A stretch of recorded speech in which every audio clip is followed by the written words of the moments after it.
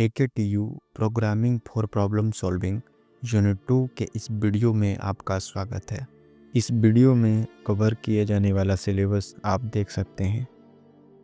सबसे पहले हम अरिथमेटिक ऑपरेटर्स के बारे में समझ लेते हैं।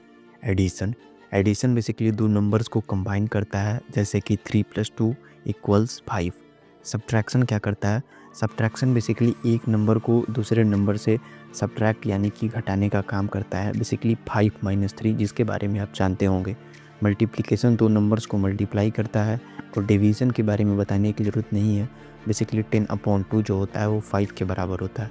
मॉडुलस ऑपरेटर काफ़ी ज़्यादा इंपॉर्टेंट है, जो कि हमें रिमाइंडर देता है डिवीज़न के बाद, जैसे कि 10 मोडुलो 3 = 1। अब हम रिलेशनल ऑपरेटर्स के बारे में समझ लेते हैं। सबसे पहले इक्वल टू ऑपरेटर, जो कि बेसिकली चेक करता है दो वैल्यूज़ सेम है या नहीं। नॉट इक्वल टू बेसिकली ये बताता है कि वैल्यूज़ अलग हैं या नहीं। ग्रेटर देन बेसिकली ये चेक करता है कि एक नंबर दूसरे नंबर से बड़ा है या नहीं। लेस देन ग्रेटर देन का अपोजिट होता है, और ग्रेटर देन और इक्वल टू ये दो चीज़ें चेक करता है। पहला ये चीज़ चेक करता है कि नंबर ग्रेटर देन है या यानी कि और इक्वल भी हो सकता है। उसी तरीके से लेस देन और इक्वल टू काम करता है। अब हम टाइप कन्वर्जन इन सी के बारे में समझ लेते हैं। सबसे पहले आता है इम्प्लिसिट टाइप कन्वर्जन, जिसके अंदर बेसिकली सी जो होता है वो एक डेटा टाइप को दूसरे डेटा टाइप में ऑटोमेटिकली कन्वर्ट कर देता है जैसे उसको नीड होगा। जबकि एक्सप्लिसिट के अंदर हम कास्टिंग यानी कि ज़बरदस्ती एक तरीके से बोल सकते हैं, जिसके अंदर हम मैन्युअली एक डेटा टाइप को दूसरे डेटा टाइप में कन्वर्ट करते हैं। सी के अंदर लॉजिकल ऑपरेटर्स में सबसे पहले आता है एंड, जो कि दो वैल्यूज़ को चेक करता है और तभी ट्रू देता है जब दोनों वैल्यूज़ ट्रू होती हैं। और क्या करता है, अगर एक वैल्यू ट्रू है एक फॉल्स है तो भी काम हो जाता है। नॉट बेसिकली जो हमारा रिजल्ट होता है उसको रिवर्स कर देता है, यानी कि ट्रू को फॉल्स एंड फॉल्स को ट्रू कर देता है। बिटवाइज ऑपरेटर्स, इनके बारे में समझने से पहले हम ये समझ लेते हैं कि ये ऑपरेटर्स जो होते हैं वो बिट्स पे काम करते हैं। जैसे कि एंड जो होता है वो बिट्स पे काम करता है। बेसिकली बाइनरी नंबर को हम बिट्स में स्टोर करते हैं, उनके बीच में एंड ऑपरेशन अप्लाई करता है। उसी तरीके से बिटवाइज और उनके बीच में और ऑपरेशन को अप्लाई करता है। और तीसरे नंबर पर बिटवाइज XOR, जो कि हमें क्या करता है कि नंबर्स को वैल्यू तभी कीप करता है जब दोनों 1 और 0 या फिर 0 और 1 यानी कि अलग अलग हो। उसी तरीके से शिफ्ट लेफ़्ट और शिफ्ट राइट ये काम करते हैं, जो कि बिट्स के नंबर को लेफ़्ट और राइट शिफ्ट करने के लिए यूज़ किए जाते हैं। असाइनमेंट ऑपरेटर्स के सबसे पहले आता है इक्वल टू, जो कि बेसिकली राइट साइड में हम किसी कांस्टेंट को किसी वेरिएबल जो कि लेफ़्ट साइड में रखा जाता है असाइन करने के लिए यूज किया जा सकता है। जैसे यहाँ पर x = 5 को हम बोलेंगे 5 is assigned to x।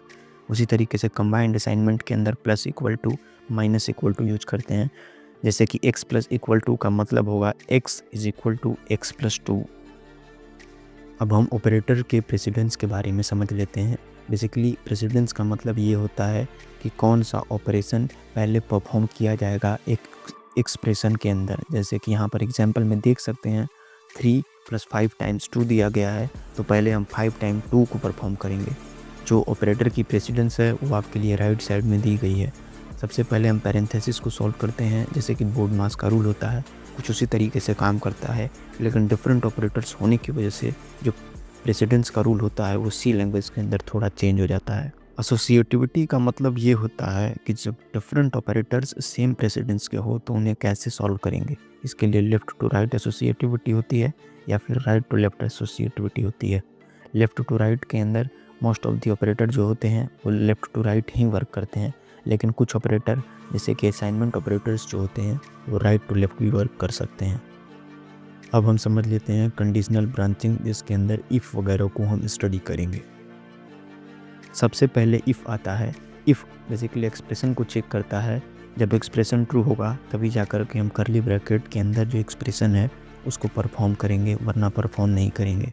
If else में होता क्या है कि जब एक्सप्रेशन ट्रू होता है तो इफ़ के अंदर वाले कर्ली ब्रेसेस के ब्रैकेट को हम सॉल्व करते हैं, वरना हम एल्स के अंदर चले जाते हैं।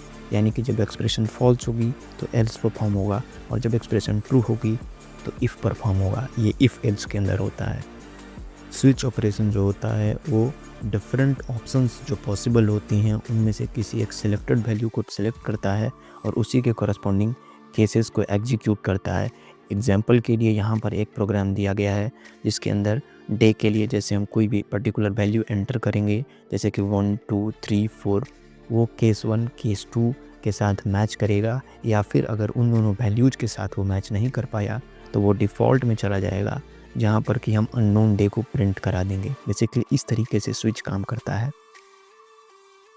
नेस्टिंग इफ़ का मतलब ये हुआ कि हम एक इफ़ स्टेटमेंट के अंदर दूसरा इफ़ स्टेटमेंट भी एग्जीक्यूट करा सकते हैं।